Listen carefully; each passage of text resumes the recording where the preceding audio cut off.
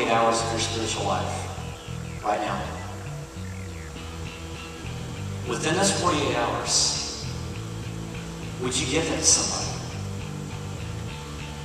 If somebody were to step in your life for those past 48 hours, would they keep it? Or would they give it back to you?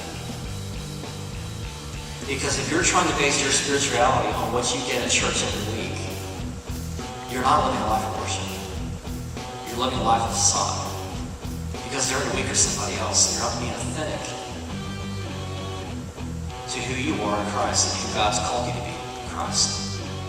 So what does that say to God in worship? Do you think God just accepts our holy attire?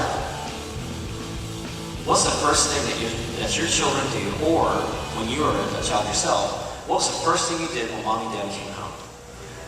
When's dinner?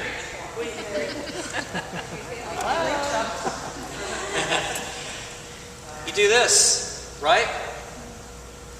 Why do little kids do this? Pick them up. Because they want to be picked up. When's the last time you did that with God? When's the last time you stretched your arms out and said, Lord, pick me up?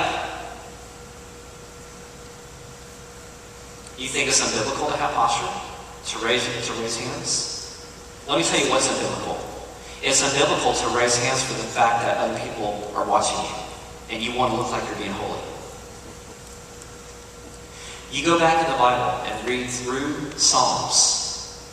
When David says, my arms are stretched out like a dry and thirsty land. Psalms 95 says, come let us kneel before the Lord our Maker. Those are postures. That is biblical. But in the church, why is it that when we grow up, the hands that were raised like this, as we get older, they slowly come down. And by the time we're old enough to understand everything that the world wants to teach us, they get into this position. Why is that?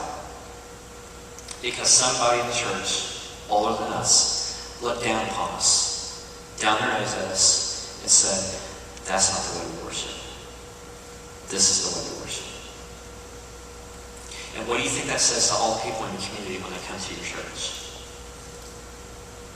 Is the Lord an expressive God?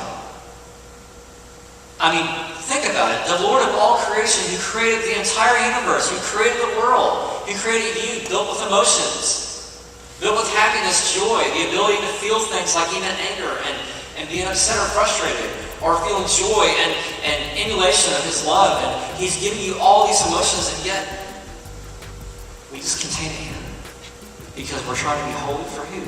So that other people look at us and think that we're holy? Is that really worship? Or we just make that about us? Music and people that sing. I talked about U2 last night. People are unbridled. And they just get into it. Well, why do we have to be bridled before God? Paul did say that we need to edify the church, and we can't be a claiming symbol. We have to be in love, absolutely.